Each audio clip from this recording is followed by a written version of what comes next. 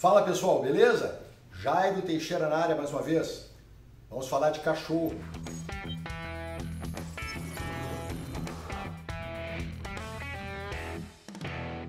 Bom, às vezes acontece algumas coincidências, né? Que pessoas, alunos me perguntam sobre o mesmo tema. E aconteceu que no prazo aí de, sei lá, 10 dias, uma semana, pessoas me perguntaram sobre esse mesmo assunto, sobre a agressão entre cães, agressão em casa. A pessoa tem lá 3 cães, 4 cães e ocorrem conflitos entre os cães, né? Eles se agridem e em muitos casos isso evolui, esse comportamento vai se tornando mais frequente, mais intenso e os cães acabam se machucando mesmo, ao ponto de animais terem que ir para o veterinário para serem suturados, para serem medicados, né? E bom, aí chega um ponto que os cães não podem se ver mais, né? Então aí a pessoa tem que separar os cães, separar o pátio, revezar, bota um grupo no canil de dia, solta de noite, vice-versa, turnos, né? E eles perguntam o que eu faço para sociabilizar os cães. Essa ideia, né, que existe aí de sociabilizar. Existe algo chamado sociabilização, existe, mas não é essa forma como as pessoas estão colocando. As pessoas colocam essa sociabilização, que eles falam inclusive socialização, eu uso o termo sociabilização.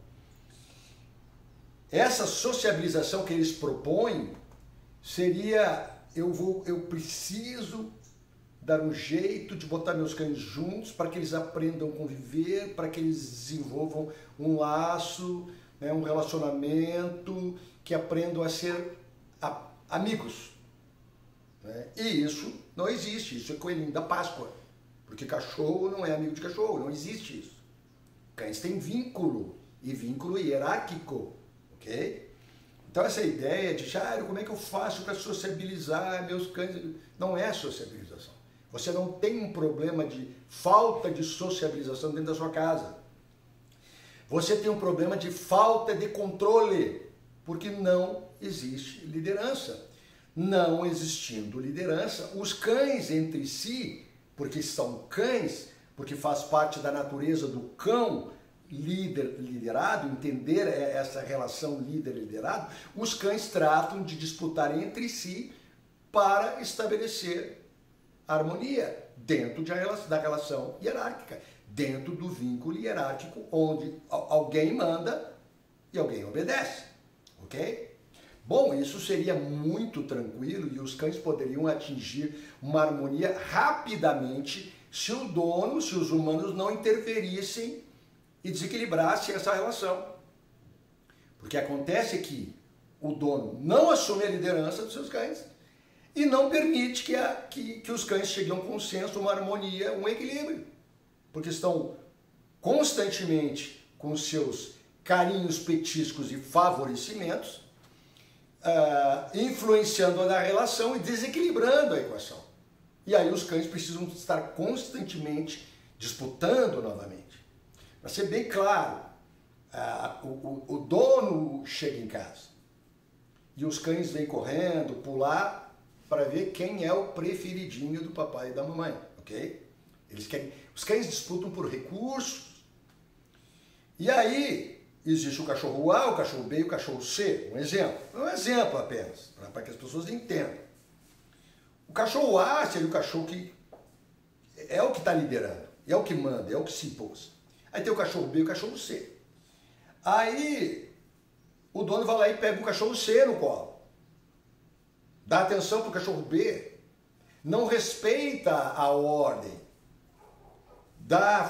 Favorece e dá privilégios para o cão menos ranqueado, o que faz com que o mais ranqueado, que já discutiu esse assunto com os outros, eles já discutiram, eles já tiveram um arranca-rabo lá, e o cachorro A mostrou, eu que mando, e os outros disseram, ok, sim, ok, submetemos. Mas aí o dono vem e favorece o menos ranqueado, e isso automaticamente causa uma reação no mais ranqueado de se sentir seguro, a sua posição não ameaçada, e ele sente a necessidade de reenfatizar a sua posição social.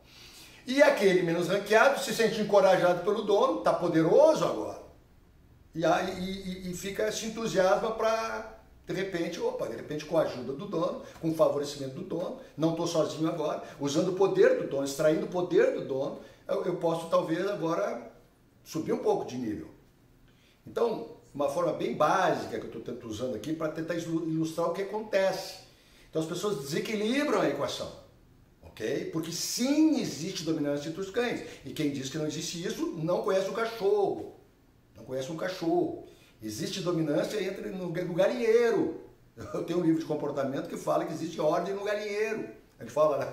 Quem é que vai botar ordem nesse galinheiro? Existe ordem no galinheiro. Galinhas mais ranqueadas ficam em puleiros mais altos. Então, eu entendo o seguinte, porque as pessoas dizem, meus cachorros estão brigando. Eu entendo que cães não brigam. Cães não brigam. Cães disputam, porque é da sua natureza, disputar por recursos. Comida, água, fêmea, território. Num grupo de cães, se não fosse isso, se não fosse disputa, e para que essa disputa ocorra num grau mais ameno, para que eles não precisem realmente se machucar, causar dano um ao outro, existem códigos. Por isso que existe rosnado, por isso que existe mostrar os dentes, por isso que existe eriçar o pelo, por isso que existe comunicação com o olhar. Um cão tenta desencorajar o outro, tenta coibir o outro, tenta dominar o outro através de postura corporal, rosnado, olhar, etc, etc, etc. Isso tudo para evitar que chegue aos finalmente, que eles se agridam. E mesmo quando existe o cão se submete, deita de barriga para cima, o outro fica aqui no pescoço, morreu o assunto. Tá, ok, me rendo, deu, bateu, né? 3 tapinhas, pede para sair, é que nem a luta, né? Deu, o outro, o que dominou, dominou, acabou. Então eles fazem a manutenção da relação deles através destes códigos. Então, os cães abandonados a si mesmos, eles chegam à harmonia. E é por isso que os lobos não se dizimam, é por isso que cães selvagens não acabam um com o outro, não se matam. Porque existem códigos, não há interesse em eu causar dano para um membro do meu grupo, não há interesse. Existe uma discussão, existe um código, existe postura, existe olhar, existe toda uma maneira de a gente colocar ordem aqui e deixar bem claro quem é que manda e quem é que obedece, sem que alguém se machuque seriamente. Existem mecanismos de preservação, ok? Mas quando o dono, através dos seus carinhos, petiscos e favorecimentos e falta de liderança, perpetua esse conflito, aí a coisa evolui. Porque não chega ao ponto de estabilizar. Eles não chegam ao ponto de equilíbrio, onde já está bem claro quem é que manda, quem é que está aqui, quem é que está aqui, quem é que está em qual nível. Quando eu digo que cães não brigam, e eu entendo que cães não brigam, que cães disputam por posição social, recursos, etc., posição social porque os recursos estão diretamente relacionados à posição social, correto? Eu faço um parêntese para cães de combate, cães que foram selecionados pelo homem para serem combatentes. Raças Bull, Bull Terrier, Staffordshire Bull Terrier, Bulldog, Pitbull, o Dogo de Bordeaux foi um cão usado para combate, existiu o Doguinho de Bordeaux, cão de combate. Cães de combate, que eu ainda entendo, ainda assim eu mantenho minha posição, dizendo que cães de combate não brigam, pitbulls não brigam, pitbulls lutam pelo prazer da luta, que está relacionado, no meu entender, com caça exacerbada, ok? É a maneira como eu entendo, ok? Até que me prove o contrário, eu continuo pensando dessa forma. Eu entendo que cães de luta, eles lutam, eles não brigam, e cães comuns, os nossos cães aí, um Cocker Spaniel, um Poodle, eles não brigam, eles disputam, ok? Você não encontra na natureza animais lutando pelo prazer de lutar. Isso não existe. Você vê animais, mais uma vez, entrando em conflito por recursos. Em época de acasalamento, algumas espécies têm os seus rituais de disputa, quem vai dominar as fêmeas. E você vê disputa entre duas espécies diferentes por recursos, por caça, por carcaça, né, por território. Mas você não vê animais lutando por lutar. Você vai encontrar animais que foram selecionados pelo homem que lutam pelo prazer, com a finalidade de lutar. E por isso que, assim como galos combatentes, cães combatentes lutam até a morte. Mas isso é uma coisa que é artificial. Isso não existe na natureza. Senão os animais, simplesmente, eles se exterminariam. Ok? Então, repito, no meu entender, cães não brigam. Cães disputam ou cães lutam. Que é esse o caso dessas, que eu faço um parêntese para essas espécies aí que foram selecionadas geneticamente pelo homem para lutar. Então o que acontece? Para você impedir o surgimento desses conflitos na sua casa, entre os seus cães dentro da sua casa, você tem que assumir um papel de liderança. Numa linguagem que os cachorros entendam, você tem que assumir uma posição de líder, manipulando corretamente os recursos. Recursos, comida, por isso que é importante não deixar a comida exposta. Comida, liberdade, atenção, a sua atenção, a atenção que você dá para o seu cachorro, como você administra o vai e vem dentro do seu território, cães solto pela casa, atende a campainha, não, comando limitador, aí que você tem que trabalhar. Você tem que trabalhar com controle. Se você falha em estabelecer um controle dos seus cães, se o seu cachorro lhe arrasta na rua, vai na frente, ele está liderando. Se ele está liderando na rua, que é um território neutro, imagina dentro de casa o que ele vai fazer. Se o cachorro sobe em cima do seu sofá, ele vai questionar a sua autoridade. Se o cachorro dorme na sua cama, ele vai questionar a sua autoridade.